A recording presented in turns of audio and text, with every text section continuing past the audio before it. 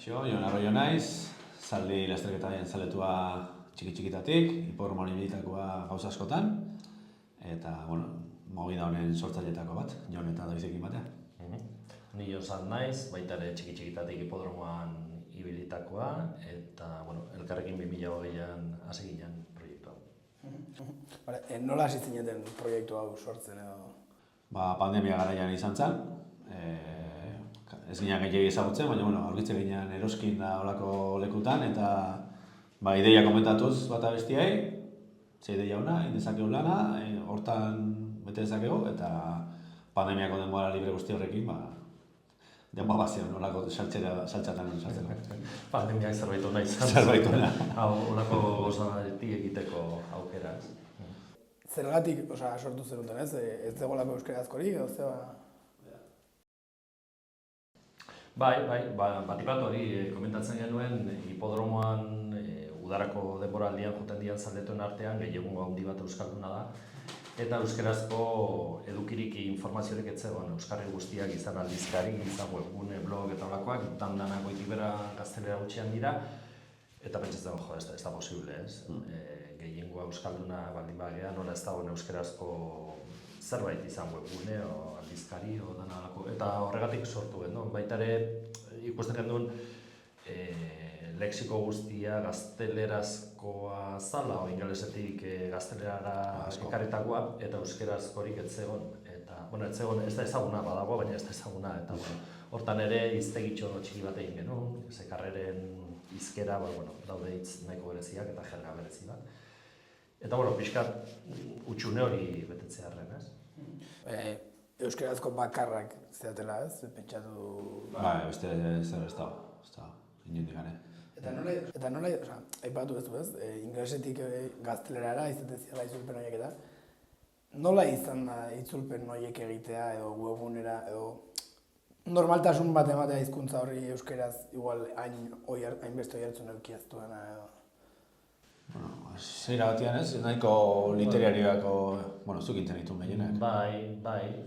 Euskeraz existitzen dira, batzuk konsulta asko eginda ere, berez erabiltzen diren, hipodromoan erabiltzen diren hitzak oso gaztelerara ohituak dira, o frantsesektik edo...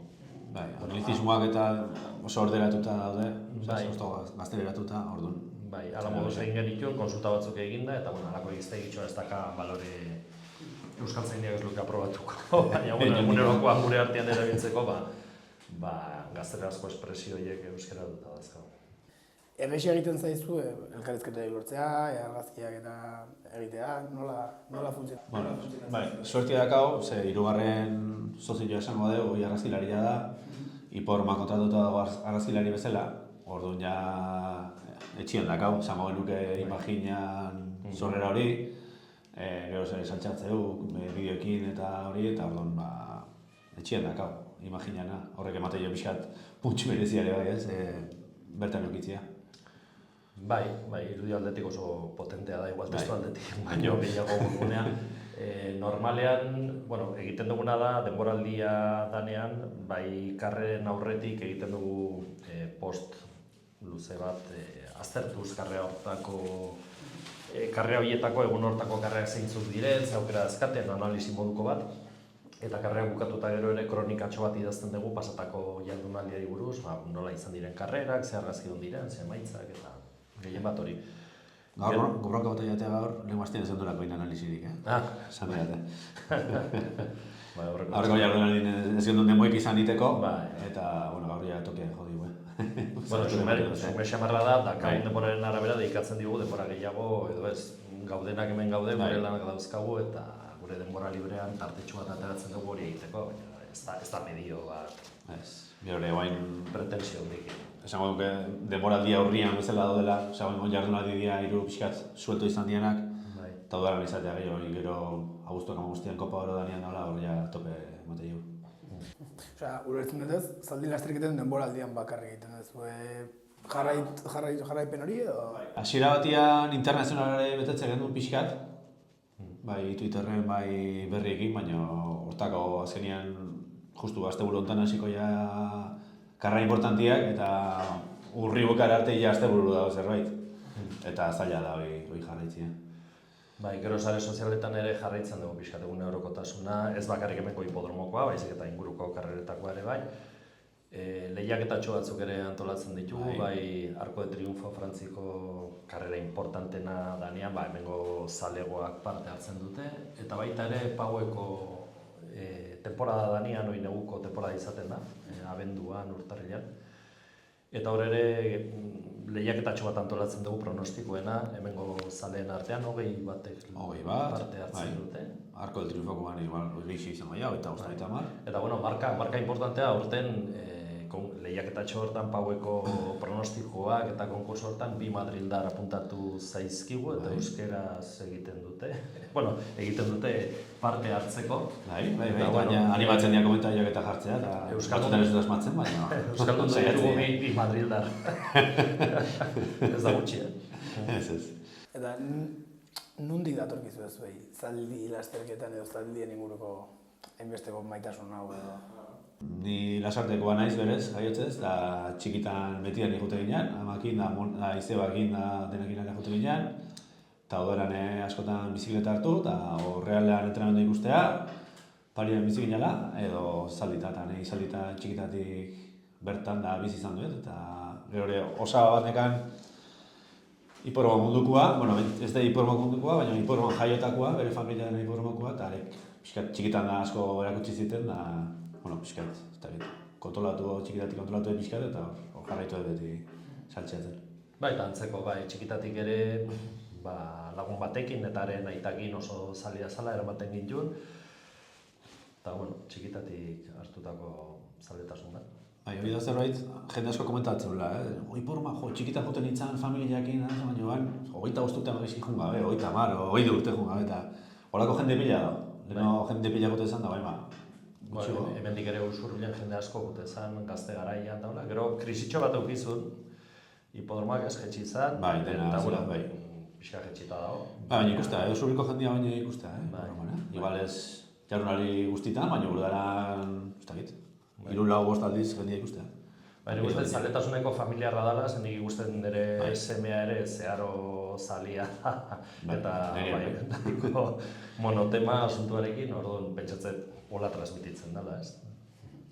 Eta nola dago kirola? Zaldi lasterketen munduan, nola dago?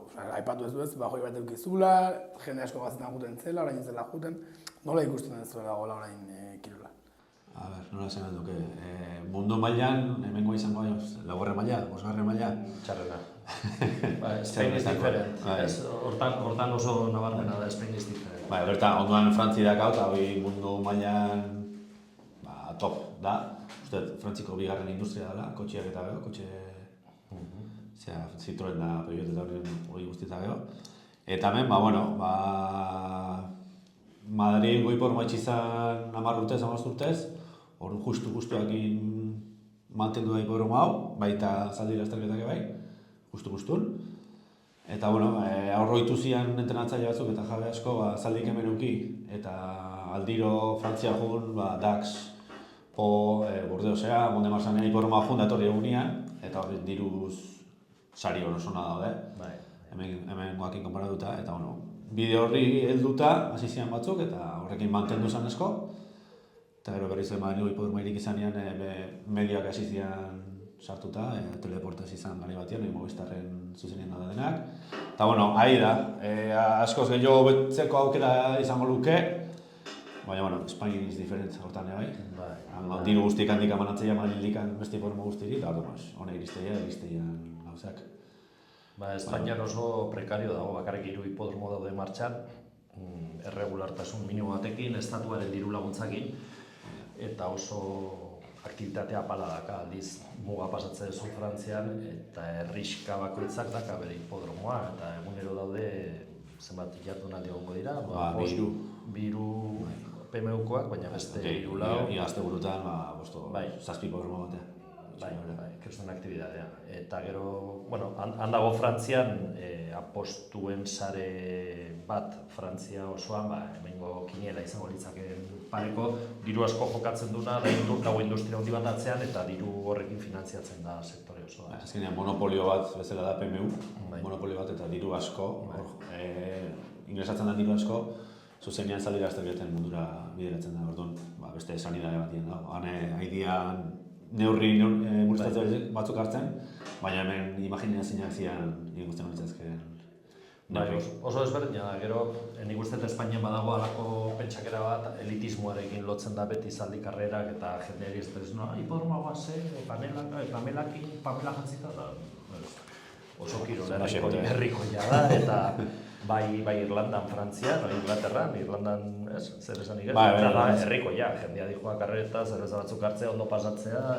Bai, Madrid hipodroma baka beste puntu diferente hori, elitista, el reservado, da ona jendea ondo jantzita zea, baina hemen.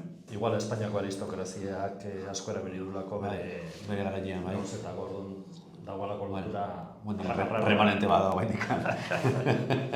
Bai, nostalgiko. Baina bai, eta gero profesional askoak ezatu, zaletasun bezala, hemengo zaletuak diferentia dira Madridekin edo beste hipodromekin, jakintza gehiago dakaula lasterketei buruz, eta Madrid badiala gehiago, junda fogonearse hipodroman. Bai, figuratzea, pasabean jende guai ikustea. Hemen gehiago zentratzen gara zaldi guztiek ezagutzen, nondikan ze jatorri dazkaten, ze maila dakan zaldi bakoitza gutxi bera.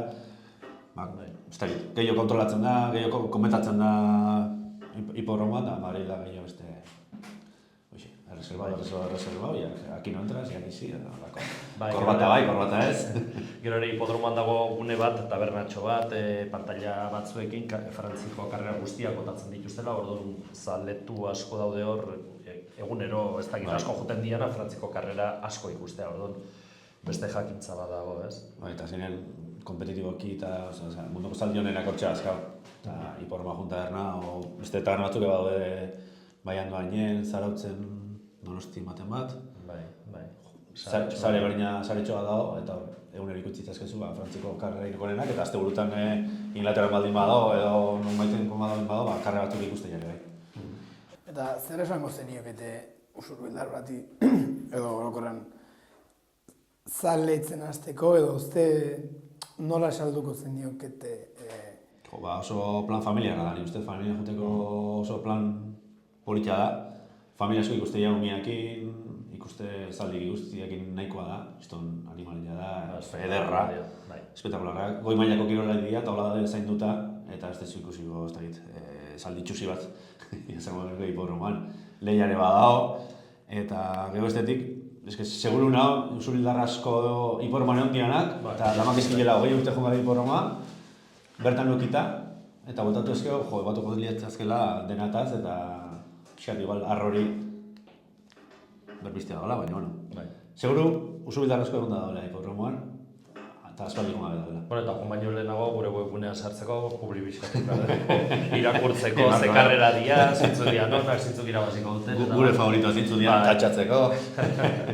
Informatuta goteko. Zeinik esatezun Bukowski izan, ez? Bukowski. Nola esatezun, esaldia erderaz da, ir al hipódromo sin haber estudiado es como jugar al bingo con la abuela. Sí, a jugar a la suerte o al tuntuna puesto egitera, jakin gabe zan, como quedarse con la abuela jugando al bingo en casa.